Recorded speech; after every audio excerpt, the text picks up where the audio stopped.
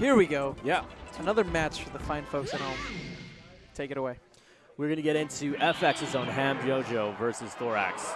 Hamyojo being the guy that recently has transitioned to Sheik, made such waves after leaving Yoshi behind in the dust, being and coming into this game and really taking it to the next level. He's someone who has fallen in love with the game on all aspects. He's someone who preaches the gospel of you should love Melee with everything within you. Whenever I asked him for some pro tips, I was like, so tell me more about Sheik. He starts preaching the gospel to me. This guy's crazy. Have you heard the good news? I'm not playing Yoshi anymore, and I can Yeah. maybe win a tournament now. Exactly. Now, on the other hand, Thoraxe. I feel like that's like something that Hamlin would say. Yeah, probably. Like, I feel like that's something Hamlin may have already said. But He's a bit about of a nut. Thoraxe. He's a bit of a nut. Thoraxe is one of those tri-pitches when it comes to Foxes in DFW. This guy knows his stuff inside and out. He does have a Mart that he plays on the side, but he's known for being this this really awesome Fox player that kind of fills that gap where he knows those moments where he needs to shine. He has many tools that are getting slowly more and more crisp over time, as Wobble said. So he's someone who has a lot of variety, a lot of tech, and really knows and explores his character really well. Yeah, I think that Thoraxe is more akin to a flamethrower in the sense that it's a very controlled burst overall. Whereas if you look at another Fox like Disaster, it is the out-of-control forest fire, right? It just does insane things all the time, perhaps overextending. But Thoraxe, I think, is going to be very aggressive while still being pretty safe overall, I feel. Yeah. So let's see what he can bring to the table. He's already got that first stock down, and now with a 50% on extra credit, it's a healthy lead. He likes to kind of mix things up with good aerials, good nairs, good bears, but he doesn't have an over-reliance on Shine. 2 techs in, getting punished by down smash, eventually learns by the third time. There's always a rule of thirds that comes into play when it comes to fighting games in general, right? And conditioning when it comes to your opponents. Oh, trying to go for a pretty gnarly angle in order to avoid Hamyojo's edgeguard attempt. Fortunately for Thoraxe, after the SD, he's able to seal it out with that smash. And all of a sudden, we are at a near-even game. Dash attack follows up. Crouch canceling. Good choices. Sheik is susceptible to those at lower percentages, so you want to make sure that even with a character like Fox, you still get a lot off of Shine. I think of guys like Ice out there in Europe who really can show you what can be done off of Shine. Oh yeah, Ice is incredible. He was a fantastic Sheik main as well before he switched it up to Fox. Okay, there's the fair. Oh, good choice to tech roll in. He had a couple options there. He made the right one. Sometimes you got to make sure that you choose early and choose well, especially when you're on those platforms above Sheik. They love fairs, they love bears, and they love wrecking your day as a Spacey because your recoveries are rather linear. And that's something that I think is a really good point to bring up is I think that in this matchup for me personally, whenever I look at this, I think that Fox more so than Sheik plays for the damage, right? Don't get me wrong, at certain percents Sheik can do pretty fairly consistent things off of grabs and whatnot. But I think that the way that Sheik as a character is built is more so reliant around the edge play, right? She has a plethora of really great edge guarding tools that allow her to even up the stocks very quickly, very quickly. And for that reason, percent isn't necessarily the deciding factor. You know, we've seen far too many times where Mew2King is able to bring back a game with one single back throw. Expect some things like that from Thoraxe as well. He has Thoraxe. I meant Hamyojo, but words are hard sometimes. Yeah, Hamyojo really demonstrating, I think, some of Sheik's excellent edge guarding capabilities there. The second that Thoraxe had left the stage, that game was over. Hamyojo just dropped down with those nairs, that lingering hitbox, consistently clipping and blowing out that candle every time. Yeah. No wishes were made that day. And Dreamland looking kind of like Nightmare Land for Thoraxe. Switching it up, going to Pokemon Stadium 2. Lower ceiling's going to allow him to go a bit earlier off the top. And also the width of the stage, I think, is worth noting as well. Because it's so wide, I think it's going to be harder maybe for Hamyojo to get Thoraxe towards the edge where he can really capitalize with those grabs. Well, the other thing to also keep in mind with PlayStation is, Pokemon Stadium, is the fact that you don't have a platform above necessarily at certain positions. So you have to be relatively honest. It's a true 50-50. Are you going onto the stage or are you going to the ledge? You have to make your choice. And being that when it comes to the stage, you gotta be really when you're honest with that, to get some strong opportunities as Fox. Well, let's maybe see some of these opportunities if they work out. Thoraxe with some very suboptimal DI, however, does not have the opportunity to make it back onto the stage. 28%.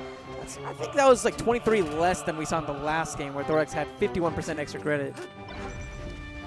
Nice shine. Hold on to the There ledge. it is. That's what I'm talking about, being honest. You have to go straight for the ledge there. A great job of option coverage with the Thoraxe. Back throw? No. Instead, pivoting to the other side. Thoraxe snagging that ledge, taking a little bit of time just to breathe, figure out exactly what he needs to do to go ahead and close out this stock from Hamyojo. Nearly at that percentage. The up air, ooh, if it was a little bit higher, it may have been able to go ahead and seal that stock, but Hamyojo's still trucking. The longer that he retains the stock, the more dangerous he is. Like we said before, Hamlin isn't necessarily playing to make Thoraxe's percent in those triple digits. He just wants to play around positioning. Try to figure out ways to go ahead and lure Thoraxe towards this ledge, get those grabs, get those early edge guards, and go ahead and change the tide of the game back in his favor. That was a great conversion that we saw from Hamlin. He did a great job hitting up, attacking through the streams, and has built up all that percentage and even things out. Even turned things in his favor now. You know, Wow. I really didn't expect him to be so aggressive, but the minute that Thoraxe was in the crook of that tree, Hamlin couldn't resist. Went ahead and put on a massive amount of damage and makes this all of a sudden in his favor. Even stocks once again, 11% difference this time in Hamyojo's favor. Ooh, that missed wave dash results in a grab, and Hamyojo getting another grab. Maybe an opportunity? Nice. This time Thoraxe able to actually secure the angle that he wanted to. SD free, might I add. There you go, drop down back air, knowing the overextension that was going to come with the up air. So with Fox, that you want to make a good use of these platforms, but in quick bursts, you want to make sure you get on there and leave very quickly because you're putting yourself up to be combo for those bears and bears from Sheik. Oh, That's going to be it. Yeah, those bears. Just consistent enough, having that nice long hitbox allows Hamyojo to consistently poke and push away Thoraxe whenever he was trying to recover back onto the stage. So looking a little bit unfavorable for Thoraxe as far as his winner's bracket goes. But being a character like Fox, he has that ability to be able to close out those stocks very quickly. All he needs to do is secure the up smash, and secure the up smash he does. We're down to last stocks once again, 27%. That's the difference between these two players. Thoraxe has to put on a fantastic punish game to go ahead and put himself right back into the lead. Let's see what he can do. Hamyojo taking the second there on the platform, just getting that breather. Just thinking thinking everything he needs to do, and he needs to make sure he SDIs proper on those up airs coming from Fox. Yeah, he did a pretty decent job. Doesn't really get hit by the second hit too often, but he still ate a lot of damage in that sequence, 60%. Oh, Thoraxe maybe getting a little over-eager. Hamyojo trying to push him off of the stage. The up smash won't be enough, and nor will the back air. Wasn't quite spaced properly enough to connect. Goes for the grab? No. Instead, drops in, gets the jab series. I'm not sure. Yeah, I don't know if he necessarily wanted to go for that full sequence. Thoraxe with that wave shine goes ahead and closes this game out. We're off to game number 3. Let's see what Hamyojo is going to be taking him to. God, there were so many good moments back and forth. I think the best highlight, though, is that even with the tree there, he just thought to himself, Hamlin, you know what? This is an opportunity. This is a chance. And I'm going to go out there. I'm going to take maybe, let's take 80% and then a stock. I'll do that. Yeah, we take those. We take pretty those. nice. I love this counter pick from Hamyojo. Personally, I think that this is one of Sheik's best stages. The way that the stage layout overall is, I think allows for Sheik to cover a lot with her aerials. And I think a big part of this is also going to revolve around the platforms more than anything else. Hamyojo being a former Yoshi main, so solid with his shield drops, and also so solid at closing out those stocks. That fair blew out the candles ever so perfectly, making this a one-stock lead in favor of Hamyojo. You have to choose between fair and bear, right? Because bear, you have something that with Sheik comes out. It's a long, lingering hitbox, and it's really good, really active, and you can get a fair amount of knockback out of it.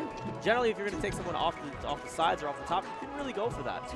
Granted, if they're a bit lighter. But if you want to send someone like Fox down at a weird angle, that fair comes in mind, because you send them down at a lower angle, they have to be forced with their trajectories, and then you can edge guard them that much easier, as you've seen Hamyojo do countless times throughout this set. Really smart choices from Thoraxe. That quick get up off of the stage allowed him to, control the option where if Hamyojo had to snap to the ledge. But if he hadn't, he had enough time to go ahead and react to whether he was on the platform or if he went straight up. He's going to need another nice conversion. We're going to see a pretty solid punch game right now from Thoraxe, as he seems on the verge of potentially losing another stock. Hamyojo, however, misplacing those needles, finds himself in a very unfavorable situation. In the corner, ends up getting out, back in neutral. There's the shield. No follow-up, though. Oh, never mind. Man.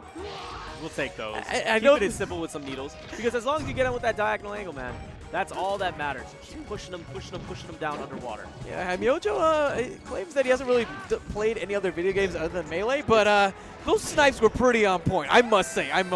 Thoraxe, however, quick to answer back. Up airs connect, and this makes it a 45% difference. 2 stocks apiece in game number 3. Still anyone's game. Really nice recovery from Thoraxe. He's doing it at such a height where Hamyojo has to commit to a jump if he's going to be able to clip him with the needles. It's not low enough to the point where the needle can just snipe him out of the air. There's the nair that he needed. Just low enough and takes the stock. Yeah. That's going to be another one. I may have cursed him. He's been doing it so consistently, but that time Hamyojo finally able to snuff out that candle. Holds the edge. No, doesn't even go for it. I like that. He crossed him up with the nair and then went straight for back throw. Oh! That's going to be enough to take it. 15% extra credit. That's going to be absolutely nothing in this matchup. So, what changes? Let's see what happens this time. And who's going to adjust first? I know Hamyojo must be kicking himself again. Maybe extended a little bit further, he would have been able to close out that set right there, but the back air just wasn't spaced enough, and all of a sudden this game is looking very much in Thoraxe's favor. Oh, but Hamyojo getting those grabs once again, spacing back with the fair. Yeah, it sent him backwards instead of forwards. Yeah. Okay, so they both have a strong reliance on nairs and bears at this moment. There's the back throw. Oh, another chance maybe for Hamyojo. He was too high. Hamyojo didn't want to go out and commit that far. The only thing he could have done was maybe pivot back air. Nice up tilt, scooping him up. Thoraxe looking pretty solid right now. An opportunity. Oh, no how did that not KO? Beautiful tech from Thoraxe after being hit by that back air. Gets the grab, looking for the up air, doesn't quite find it. Still pressuring Hamyojo so much. Drop down fair, not going to catch him poking. A really good shield drop actually from Hamyojo to escape that pressure on that platform. That's the tech skill from Yoshi. Wow! The up smash. I like the idea that we saw from Hamyojo though. The Trixies a little bit, warping right towards where Thoraxe was, who probably was thinking Hamyojo was probably going to be warping towards the center of the stage, if anything. Correct. Thoraxe, however, doesn't flinch, ends up capitalizing and cashing out that set. 2-1 over Hamyojo, but man, that was close. That was really entertaining.